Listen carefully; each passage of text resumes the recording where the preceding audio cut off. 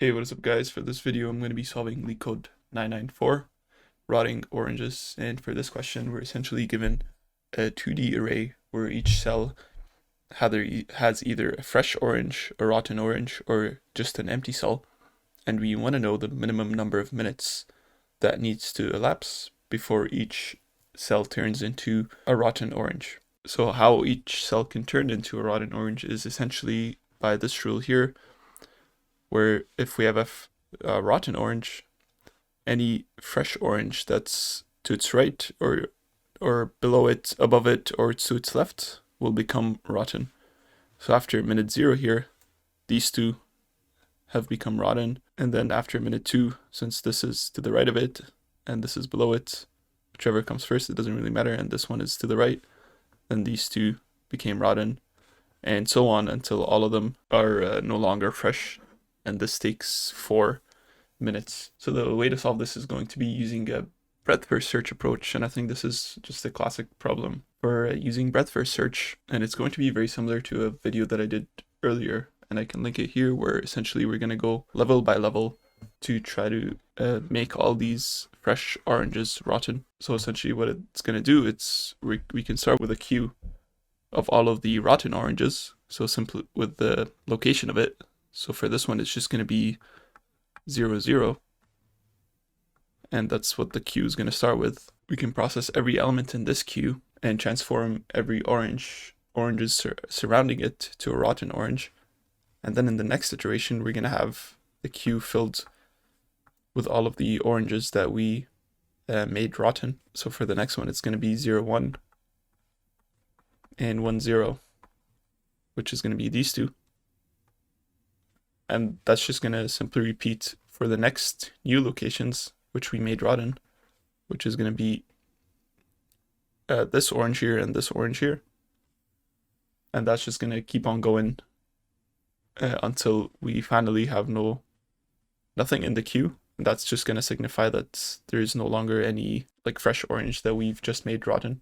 So just as an example, let's say we had a rotten orange right here and one down here, and then this is empty, empty, and then the remaining two is just fresh oranges. Then initially our queue is going to contain these two rotten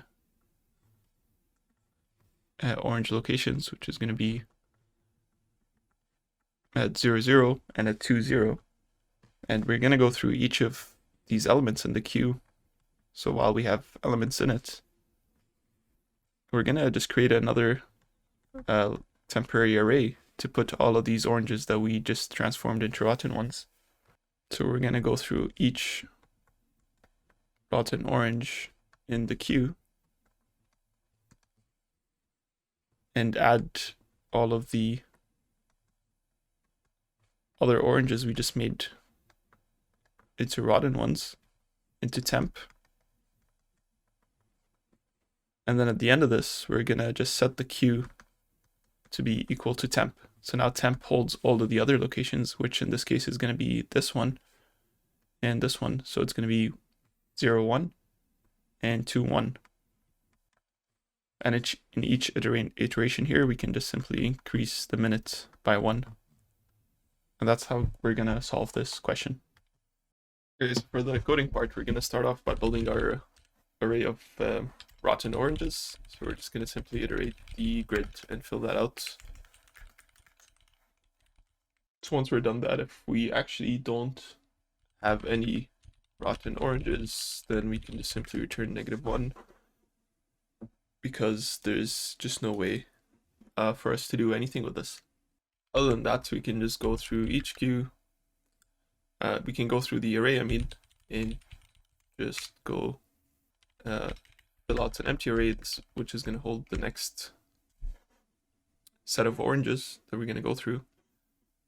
And actually, I'm going to create an array here for the directions that we can go to navigate from, like location that we're in. We can go right, we can go up, we can go left, and we can go down. So it's just going to be 0, 1 for right, 0, -1 for left, and 1, 0 for downwards and -1, 0 for upwards. And we're gonna simply go through each location in the rotten oranges array here. Calculate the next location that we're gonna go through. So it's gonna be x. Oh, we're actually gonna go dx dy for each direction that we can go through. So the new x is going to be x plus this offset, and the new y is going to be y plus that offset. And we can just do checks here to make sure we're not out of bounds. And let me just store the rows and columns here. Okay, now one final check we should do is make sure that the new location is going to be a fresh orange. Otherwise, we don't want to add it to the temporary array because we can't do anything with it. So a fresh orange is 1.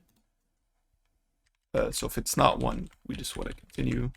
Otherwise, we can mark it as a rotten orange. So we're going to put a 2 here and add it to the temporary array. And finally, when we reach here, we're just going to set the rotten oranges to this temporary array and increase the minutes. That should be it for the core logic here, but we want to actually do a final check at the end here. Go through each, let me just copy paste this, go through each one, and if we find that there's still one fresh orange, then we want to return -1, since it's going to be impossible to make this rotten. And this scenario is really when we have like one fresh orange that's just by itself and there's no surrounding oranges, so there's no way to get to that fresh orange and make it rotten. So this is what this case covers here. So another case we can cover is if we fill out this array initially, rotten oranges, we can have the scenario where like there's simply no fresh oranges. So in that case, we can just return 0 since there's no any fresh orange to make rotten. So no minutes need to pass. So we can just do this by having like just a flag here has fresh oranges, set that to -1 initially. And if we find that there's at least one fresh orange, then we can just set has fresh oranges to 0 and we can return this value. So in that case, if there's no fresh oranges and there's no rotten oranges, then we want to return 0 actually. So we'll flip this. Otherwise, we want to return -1. So one additional check we can do is, since we're incrementing this result every time we finish a level, when we reach minute 4 here, we're actually still incrementing it even though there is no other oranges we can process. So we can simply just add an if check here to add one if there is something in the temporary array. Otherwise, we just add nothing. And the quick typo fix that I just noticed here, this should be grid I. And similarly, grid I here to iterate through the for loop. And yeah, that should be it. Solve this. Hopefully that made sense. Thank you for watching.